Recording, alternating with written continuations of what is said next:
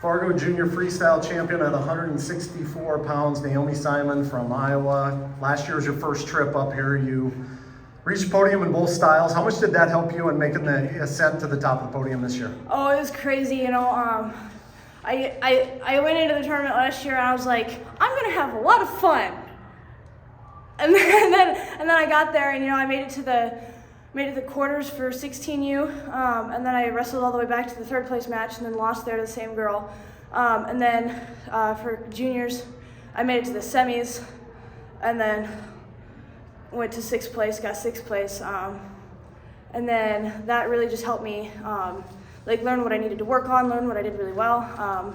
Basically just gave me direction to go with my training more. What did you learn about yourself last year here? I learned that I'm really good at continuing to get better throughout tournaments and being super coachable.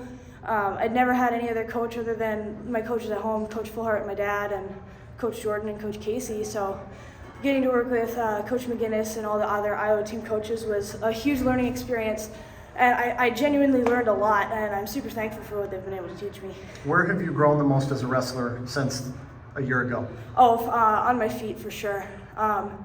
Last year, my feet didn't move much, so that's something I've really worked on, and this year it's paid off. You mentioned Coach Fullhart, Lee Fullhart, NCAA champion at Iowa.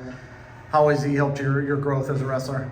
When I was in 7th grade, we didn't have a girls team, and then between my 7th and 8th grade year, he actually made a high school girls team at our school and enabled so many more girls from our school. This year we had, I think, 20 girls come out for our team, so we had the most people from one team in the state qualified for the state tournament. Now, you know the growth of women's girls wrestling, especially at high school level in the state of Iowa, just getting started, that type of thing. But I also think it's sort of a double-edged sword. There's so many women now. Is that why it's so important now to make your name on the national level? For sure. With so many more people wrestling, there's girls starting super young. We have a youth girls club in Decorah, and we have preschoolers coming in, and they're so excited to be there. And I'm like, this is so cool because there's so many little girls who are so excited to be here and work hard and just grow the sport.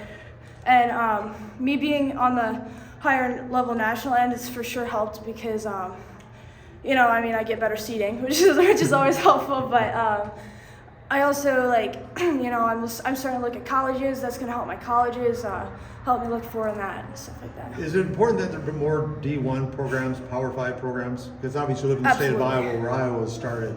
Absolutely. What would you say to people around the country say, hey, there needs to be more Power 5 programs? There just needs to be. Women's wrestling, I believe, is still the fastest growing high school sport in the country, possibly in the world. So, there's so many girls here.